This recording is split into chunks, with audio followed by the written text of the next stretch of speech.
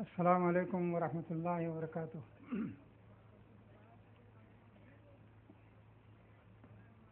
الحمد للہ نحمده ونستعینه ونستغفره ونؤمن به ونتوکل علیہ ونعوذ باللہ من شرور انفسنا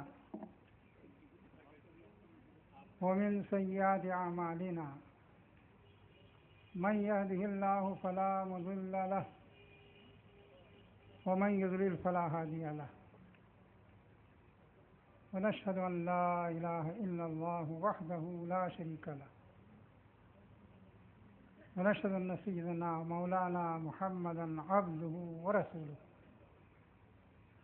صلى الله عليه وعلى آله وصحبه وسلم أما بعد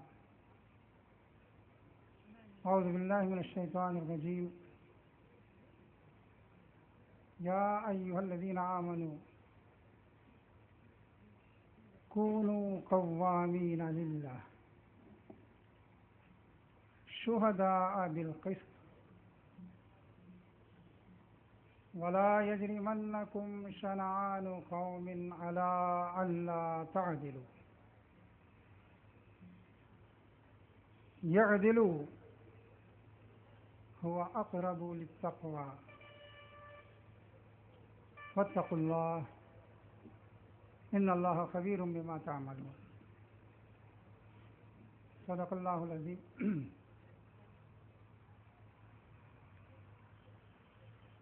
ڈائس پر تشریف فرما ذمہ داران جماعت، بزرگوں، دوستوں اور بھائیوں، محترم خواتین، ماؤں، بیٹیوں اور بہنوں، ابھی جیسا کہ اعلان ہوا اور آپ دیکھ ہی رہے ہیں، اس بڑے اجتماع کا، اس سہ روزہ اجتماع کا مرکزی عنوان، جس کے ارد گرد سارے موضوعات زیر بحث آئیں گے اور جن پر گفتگو ہوگی، وہ ہے دنیا میں عدل کا قیام۔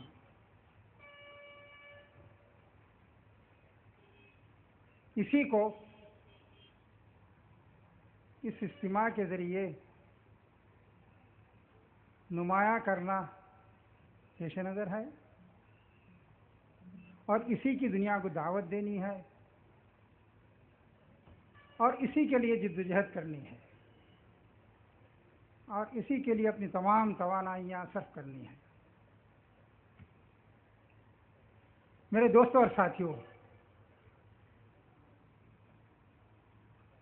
آپ سب وہ لوگ ہیں جو رات دن اخبارات پڑھتے ہیں، ریڈیو پر اور ٹرانزسٹر پر خبریں بھی سنتے ہیں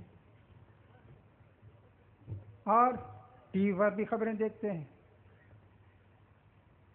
ان میں جو چیز سب سے نمایاں آپ کو نظر آئے گی وہ ہے انسانوں کے حقوق کا مسئلہ۔ ہر شخص کو یہ شکایت ہے کہ اسے اس کا حق نہیں مل رہا ہے، اور ہر شخص یہ کہہ رہا ہے کہ آدمی کو اس کا حق ملنا چاہیے۔ عورتوں کو ان کا حق ملے، بچوں کو ان کا حق ملے، بوڑھے ماں باپ کو ان کا حق ملے، مزدور کو حق ملے، سرمایہ دار کو حق ملے، جاہل کو حق ملے، عالم کو حق ملے، پس طبقات کو حق ملے، اونچی ذات والوں کو حق ملے۔ کوئی کسی کے حق کا انکار نہیں کر رہا ہے، اور ہر جگہ اس کا تذکرہ ہے کہ آدمی کو اس کا حق نہیں مل رہا ہے، ہر جگہ ظلم ہو رہا ہے۔ مزدور کو شکایت یہ ہے کہ اسے حق نہیں مل رہا ہے۔ یہاں تو نہیں، مغرب میں بچے شکایت کر رہے ہیں کہ ماں باپ ان کو ان کا حق نہیں دے رہے ہیں۔ عورتوں کا مستقل مسئلہ ہے، وہ کہتے ہیں کہ صاحب مردوں کی طرف سے زیادتی ہو رہی ہے۔ اور مرد بھی یہ کہتے ہیں کہ ہم بھی ان کی زیادتیوں کو برداشت کر رہے ہیں. پس طبقات کہہ رہے ہیں کہ اونچی ذات والے ہمیں دبا رہے ہیں، اور اونچی ذات والے کہہ رہے ہیں کہ یہ اپنے حق سے زیادہ مانگ رہے ہیں. ایسا معلوم ہوتا ہے کہ حقوق کی ایک کشمکش ہے، اور ہر انسان انصاف کی بھیک مانگ رہا ہے.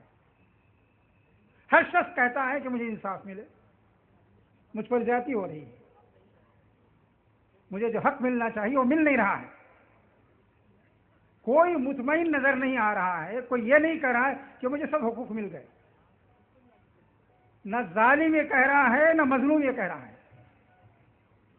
ایک ایسی دنیا میں ہم جی رہے ہیں جس میں ہر طرف حقوق کے مطالبے ہیں.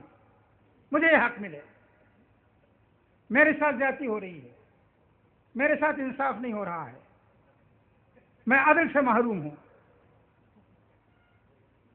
کوئی آدمی مطمئن نظر نہیں آ رہا ہے، اور پوری دنیا پر، چاہے وہ ہندوستان جیسے ممالک ہوں یا امریکہ جیسے ممالک ہوں، ہر جگہ یہ مسئلہ چھایا ہوا ہے.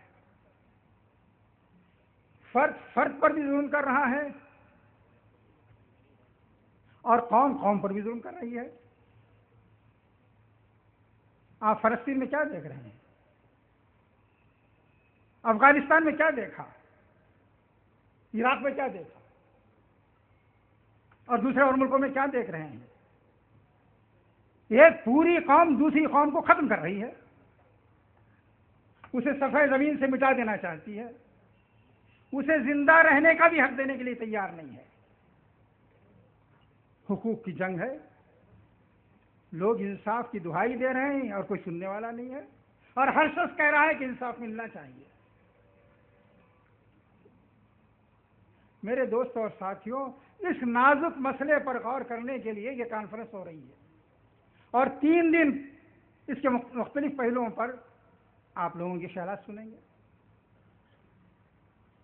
اب میں آپ سے کہتا ہوں، آپ انسانوں کی دنیا سے ذرا سا ہٹ جائیے، اور اس پوری کائنات کو دیکھیے.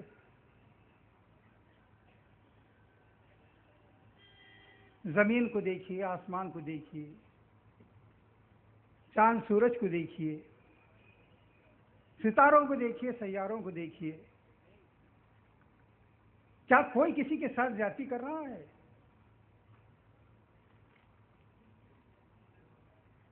جس کی جو حد مقرر کر دی گئی ہے اس حد سے وہ آگے بڑھ رہا ہے؟ کہیں کوئی ٹکراؤ ہے؟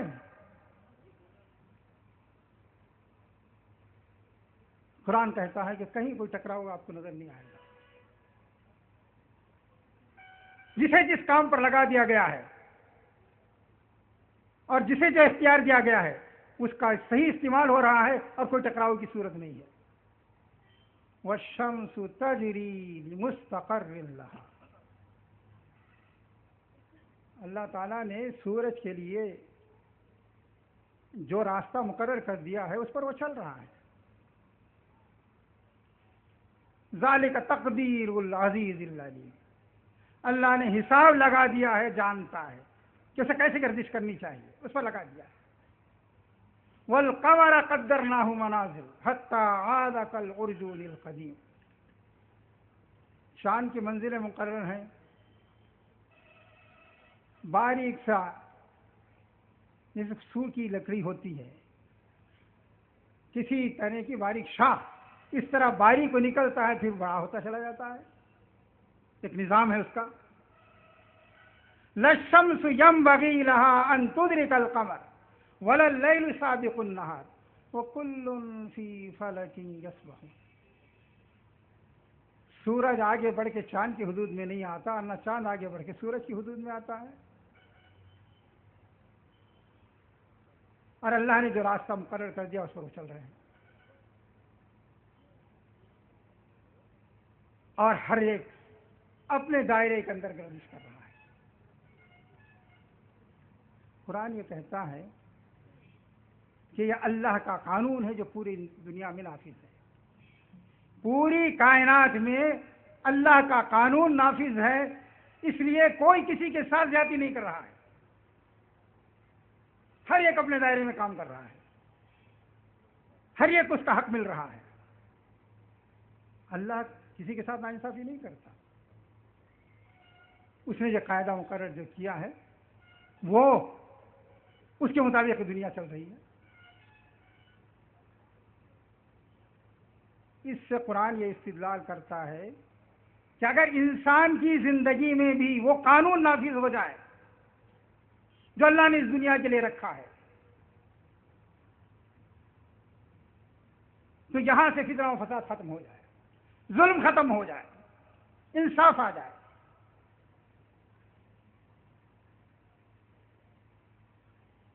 سورہ رحمان نے فرمایا شمس والقمر بحسبان، سورج اور چاند اپنے حساب سے چل رہے ہیں. والنجم والشجر یسجدان، اور ستارے یا پودے یا بڑے درخت یہ سب اللہ کے سامنے سر جھکائے ہوئے ہیں. والسماء رفعها، اللہ نے زمین کو نیچے کیا ہے، آسمان کو بلند کیا ہے. ووضع المیزان، اور ان کے درمیان ایک میزان قائم کر دی ہے، اس لیے کوئی ٹکراؤ نہیں ہے. کہاں زمین کہاں آسمان، کوئی ٹکراؤ ہی نہیں ہے. کہاں اس سے ہدایت ملتی ہے اللہ تطغوا فی المیزان. اللہ نے جو قانون رکھا ہے انصاف کا، جو ترازو اس نے اتاری ہے، جو میزان اس نے دیا ہے، اسے قائم کرو، انصاف آ جائے گا. اس سے نہ چھوڑو. اللہ نے جو میزان دی ہے اس سے آگے نہ بڑھو. اگر بڑھو گے تو وہی حشر ہوگا کہ زمین آسمان سے ٹکرا جائے، سورج اور چاند ٹکرا جائیں. یہ تو قیامت میں ہوگا اور اللہ کے حکم سے ہوگا. اور اگر تم چاہتے ہو کہ جس طرح یہ پوری کائنات اسموتھلی چل رہی ہے، پرسکون طریقے سے چل رہی ہے، ایسی تمہاری زندگی بھی پرسکون انداز سے چلے، تو اس میزان کو قائم کرو جو اللہ نے بتائی ہے. وَأَقِيمُوا الْوَزْنَ بِالْقِسْطِ، لین دین کے معاملے میں انصاف سے کام لو، اس میں کمی بیشی نہ کرو. پھر دیکھو عدل آتا ہے یا نہیں، انصاف آتا ہے یا نہیں. اس لیے قرآن یہ کہتا ہے ہم سے، یہ جس خدا نے ایک دنیا پیدا کی ہے، چاند ستارے پیدا کیے ہیں، اور زمین آسمان پیدا کیے ہیں، وہ ظالم نہیں ہے. اس کا ایک ایک عمل بتاتا ہے کہ وہ سراسر منصف ہے، عادل ہے، انصاف پر قائم ہے اور انصاف دینے والا ہے. اللہ کی جو صفات قرآن میں بیان ہوئی ہیں اس میں سے ایک یہ ہے کہ وہ قائم بالقسط ہے. قرآن میں ہے کہ شہید اللہ انہ لا الہ الا ہوا.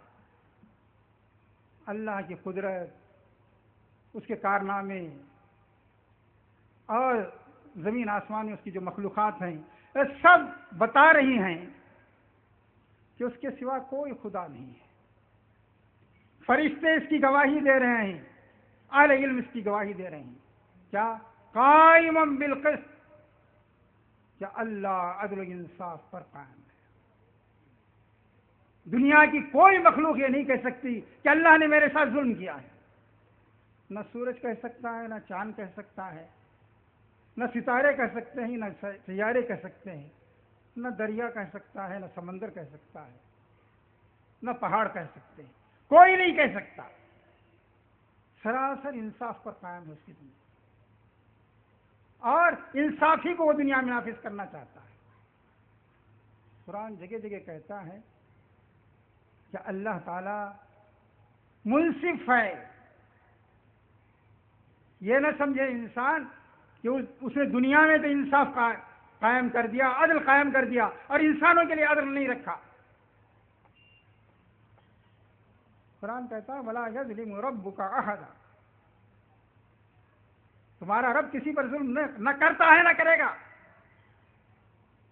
وَلَا يَظْلِمُ رَبُّكَ مِثْقَالَ ذَرَّةٍ، ذرہ برابر ظلم نہیں کرے گا کسی پر، اور نہ کرتا ہے وہ۔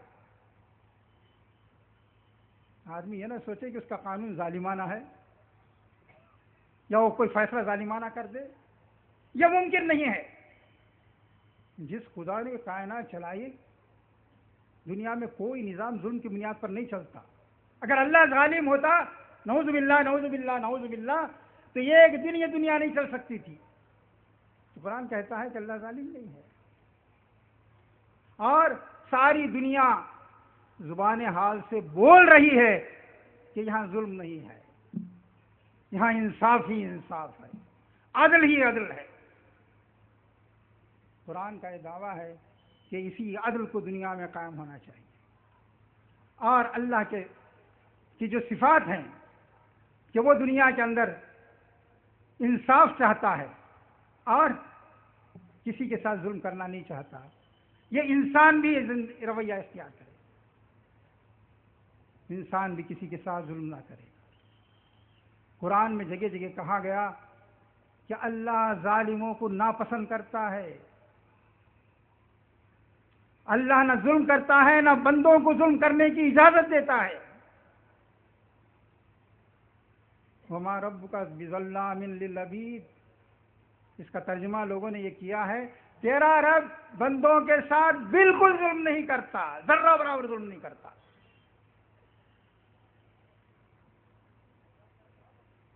تو ایک ایسی دنیا میں اللہ نے پیدا کی ہے جس میں عدل قائم ہے، انصاف قائم ہے، اور وہ انسانوں سے یہی چاہتا ہے۔ قرآن نے کہا کہ نازک سے نازک موقع ہو تب بھی انسانوں کو ظلم سے بچنا چاہیے اور عدل پر قائم ہونا چاہیے۔ دنیا میں اللہ نے جو ہدایات دی ہیں، وہ ہدایات قرآن میں بہت تفصیل سے بیان ہوئی ہیں۔ ایک جگہ فرمایا قل امر ربی بالقسط، اے پیغمبر ان کو بتا دیجئے کہ میرے رب نے تو انصاف کا حکم دیا ہے، قسط کا حکم دیا ہے۔ ایک اور جگہ فرمایا ان اللہ یأمر بالعدل والاحسان، اللہ کا حکم ہے، اللہ یہ حکم دیتا ہے کہ عدل کیا جائے، احسان کیا جائے۔ عدل اور قسط ہم معنی لفظ ہیں،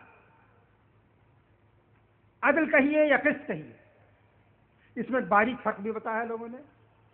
عدل کے معنی ہیں دو چیزوں کو برابر برابر تقسیم کرنا، اور قسط کے معنی یہ ہیں کہ جس شخص کو جو حصہ ملنا چاہیے وہ حصہ اسے مل جائے۔ اگر جس شخص کا جو حق ہے وہ اگر اسے مل جاتا ہے تو یہ قسط ہے، پھر کسی کو شکایت کا کوئی موقع نہیں رہے گا۔ قرآن عدل کا بھی حکم دیتا ہے اور قسط کا بھی حکم دیتا ہے۔ آپ کو آپ کا حصہ مل جائے تو کوئی شکایت نہیں رہے گی آپ کو، اور شکایت کریں گے تو دنیا کہے گی کہ زیادتی کر رہے ہیں آپ۔ مجھے میرا حصہ مل جائے تو مجھے کوئی شکایت کا موقع باقی نہیں رہے گا۔ قرآن کہتا ہے کہ اللہ کے پیغمبر دنیا میں اس لیے آتے ہیں کہ اسی عدل و قسط کو قائم کریں۔ وَأُمِرْتُ لِأَعْدِلَ بَيْنَكُمْ، سورہ شورى مکے میں نازل ہوئی تھی۔ کہا گیا ان کو بتا دو اللہ نے مجھے اس کا حکم دیا ہے کہ تمہارے درمیان جو ظلم ہو رہا ہے، ناانصافیاں ہو رہی ہیں، ایک دوسرے کے خون کے پیاسے ہو، ایک دوسرے کے حقوق مار رہے ہو، مجھے حکم دیا گیا ہے کہ میں انصاف کی بات کروں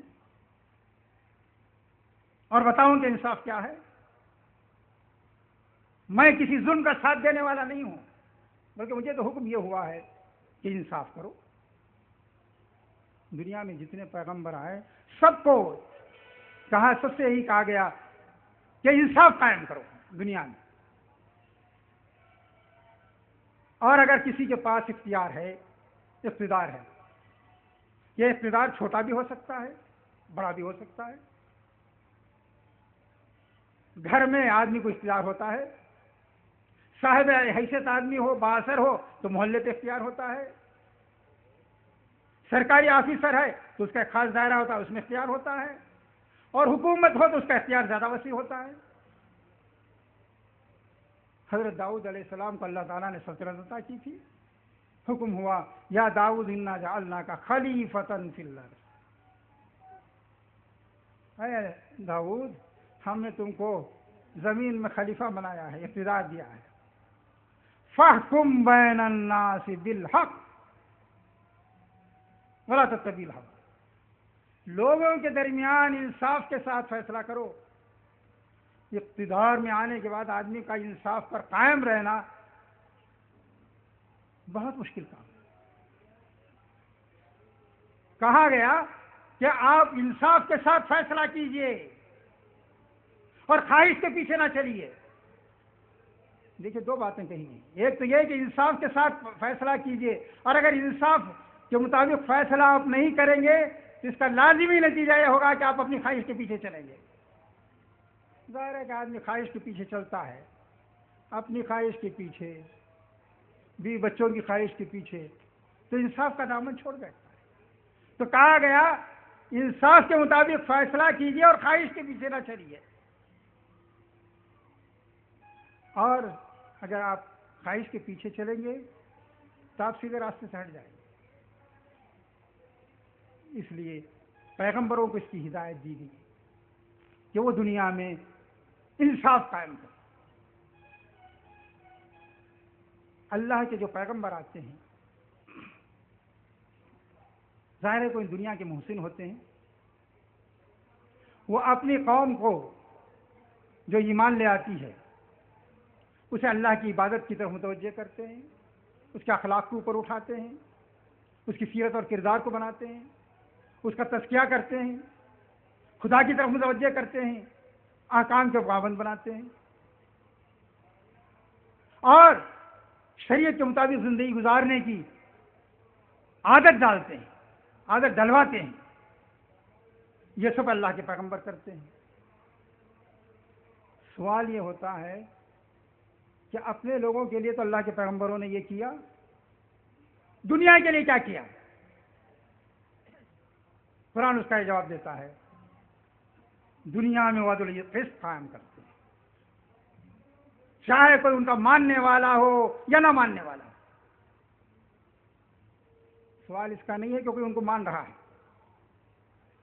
بلکہ دنیا میں وہ ہر حال میں انصاف کے علمبردار ہو کے آتے ہیں۔ یہی بات اس آیت میں کہی گئی ہے جس کی یہاں صبح سے کئی مرتبہ تلاوت ہو چکی، سورہ حدید کی آیت، لقد ارسلنا رسلنا بالبینات، ہم نے اللہ کے رسولوں کو بھیجا، یوں ہی آ کے انہوں نے دعوے نہیں کیے، بلکہ جو بات کہتے تھے دلیل کے ساتھ کہتے تھے۔ وانزلنا معہم الکتاب، ہم نے ان پر کتابیں نازل کی اور میزان عطا کی، وانزلنا معہم الکتاب والمیزان، وہ قانون ان کو دیا جس سے انصاف قائم ہو سکے دنیا میں۔ ترازو کا کیا کام ہے؟ وہ صحیح صحیح بتا دیتی ہے کہ کون سی چیز کدھر جھکی ہوئی ہے اور جھکی ہوئی نہیں ہونا چاہیے، اور میزان کا مطلب یہ ہے کہ دنیا کے اندر انصاف کے مطابق قانون نافذ ہو۔ کہا کہ لقد ارسلنا رسلنا بالبینات وانزلنا معہم الکتاب والمیزان، اس کا نتیجہ کیا ہوگا؟ اگر عدل کا قانون نافذ ہوگا، لیقوم الناس بالقسط، سارے انسان انصاف پر قائم ہو جائیں گے۔ دیکھیے یہ نہیں کہا کہ انصاف قائم کر دیں گے، جب قانون عدل و انصاف کا ہوگا تو خود بخود انصاف قائم ہو جائے گا۔ کسی کے پاس اقتدار ہو، اختیار ہو، اور وہ عدل و انصاف قائم کرنا چاہے، ممکن نہیں ہے کہ سوسائٹی میں انصاف قائم نہ ہو۔ اس لیے کہا لیقوم الناس بالقسط،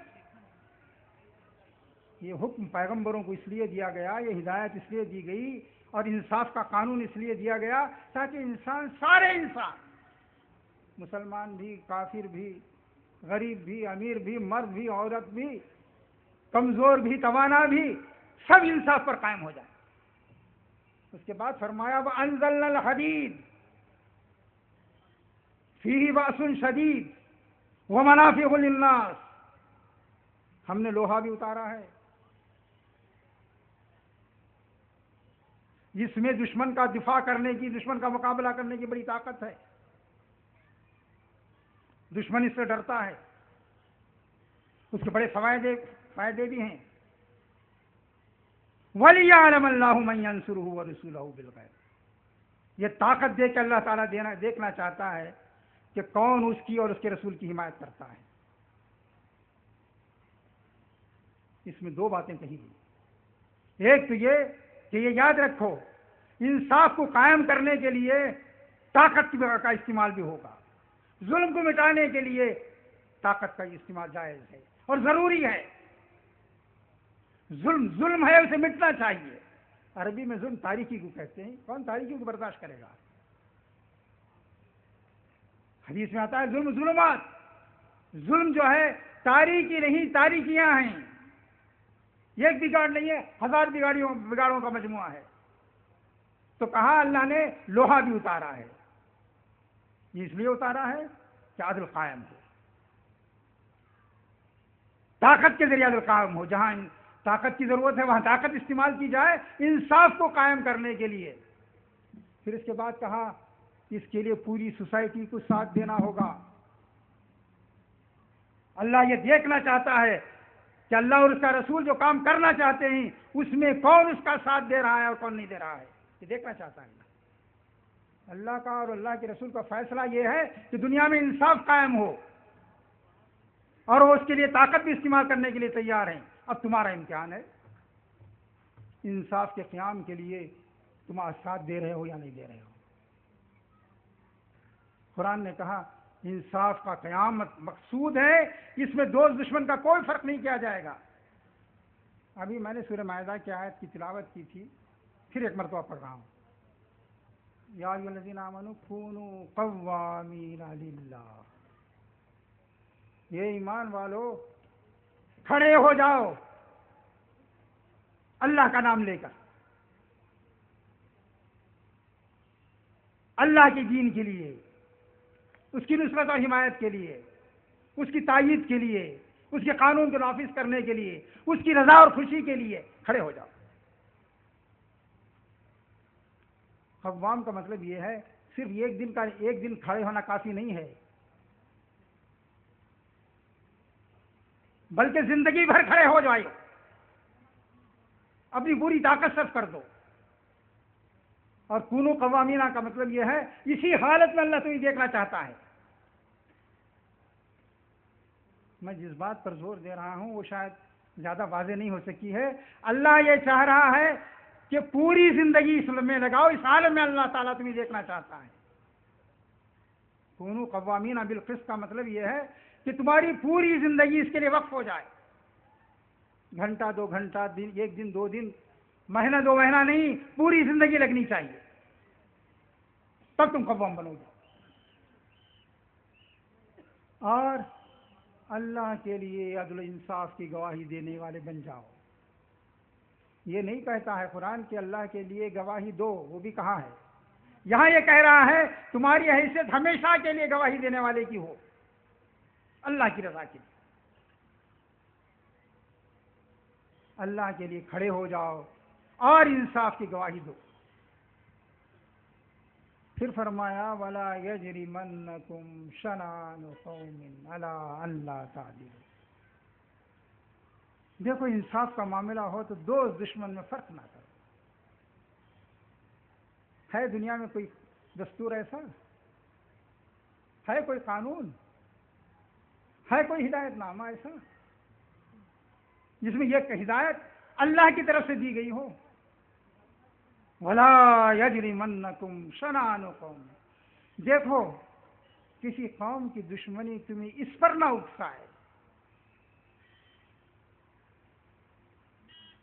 یجرمنکم کا مطلب ہے اکسانا، مختلف اسباب کے تحت۔ کسی قوم کی دشمنی تمہیں اس پر نہ اکسائے کہ تم انصاف نہ کرو. یعدلوا، پھر زور کے دے کے کہا انصاف کرو، دوست ہو یا دشمن. اللہ کا دین اس لیے آیا ہے دنیا میں، دنیا کو جو چیز اللہ کا دین دیتا ہے وہ ہے عدل و قسط. پوری دنیا کے لیے، دوست ہو یا دشمن. کہا وَلَا يَجْرِمَنَّكُمْ شَنَآنُ قَوْمٍ عَلَىٰ أَلَّا تَعْدِلُوا.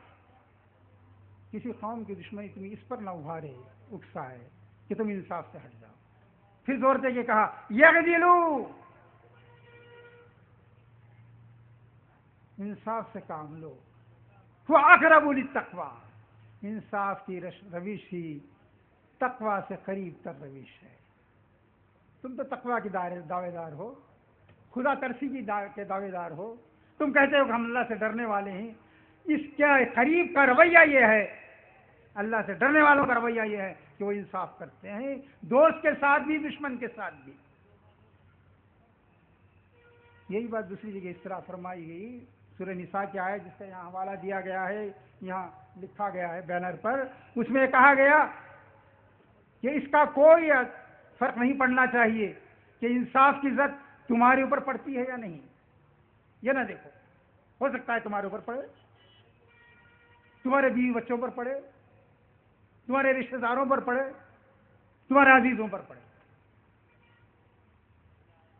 لیکن کسی حال میں بھی انصاف کا دامن نہ چھوڑو. تو فرمایا تمہیں انصاف کا اثر ہو سکتا ہے نقصان تمہیں پہنچے، تمہارے ماں باپ کو پہنچے، اس کی پرواہ نہ کرو. اس کے بعد کہا کبھی کبھی یہ بھی خیال آتا ہے آدمی کو، ارے بھائی ذرا ہٹ کے معاملہ کر لیں تو کیا ہے، آدمی غریب ہے، کچھ بھلا ہو جائے گا اس کا. کہا نہیں، تم جتنے رحیم ہو اس سے زیادہ رحیم اللہ ہے اس کا. تم نہ دامن چھوڑو انصاف کا. ارے وہ فقیر ہے تو کیا اس کے لیے ظلم کا راستہ اختیار کرو گے تم اس کی حمایت میں؟ نہیں، انصاف کا راستہ اختیار کرو. یہی وہ چیز ہے جس کے لیے یہ امت وجود میں آئی ہے. اللہ کے رسول کو اس کا حکم دیا گیا، پیغمبروں کو اس کا حکم دیا گیا، اور اس بات کا حکم دیا گیا کہ دنیا میں عدل و انصاف قائم کرنے کے لیے طاقت کا حاصل کرنا بھی جائز ہے اور حاصل کرنی چاہیے. ظلم کا مٹانا فرض ہے. اللہ کے پیغمبر اسی کے لیے آتے تھے، اور اس امت سے کہا گیا یہ پوری امت اس کام کے لیے کھڑی ہو جائے. میرے دوستوں اور ساتھیوں، اگر یہ امت اس کے لیے کھڑی ہو جائے تو دنیا میں ظلم باقی نہیں رہ سکتا. ابھی صبح بات آئی تھی کہ یہ امت 150 کروڑ ہے دنیا کے اندر. اگر یہ پوری امت انصاف کے علمبردار ہو کے کھڑی ہو جائے تو دنیا میں ظلم باقی نہیں رہ سکتا، اور ہر جگہ انصافی کا چرچا ہوگا، کوئی کسی پر ظلم نہیں کر سکے گا. لیکن ضرورت اس کی ہے کہ یہ جذبہ نہ صرف میرے اندر ہو اور نہ صرف آپ کے اندر ہو. ہماری کوشش یہ ہونی چاہیے کہ پوری امت کو اس کے لیے تیار کریں. آؤ دنیا سے ظلم کو ختم کریں. اب کسی کا حق نہیں مارا جائے گا، اب کسی کے ساتھ ناانصافی نہیں ہوگی، اب ظلم کو مٹایا جائے گا اور ہر حقدار کو اس کا حق ملے گا، چاہے وہ مسلمان ہو، غیر مسلم ہو، یہودی ہو، عیسائی ہو، نصرانی ہو، اور کسی اور مذہب کا ماننے والا ہو. ہمیں اس سے دلچسپی نہیں ہے. ہم تو یہ چاہتے ہیں کہ جو مظلوم ہے اس کا مقابلہ کیا جائے، اسے انصاف فراہم کیا جائے. اللہ تعالیٰ جہاں یہ حکم دیتا ہے، خود مسلمانوں کے بارے میں اس نے کہا کہ مسلمانوں کے درمیان اگر اختلاف پیدا ہو جائے، ذرا سوچئے کیا یہ رویہ ہمارا ہے؟ کہاں اگر مسلمانوں میں جھگڑا ہو جائے تو تم اس گروہ کا ساتھ دو جو انصاف پر قائم ہے.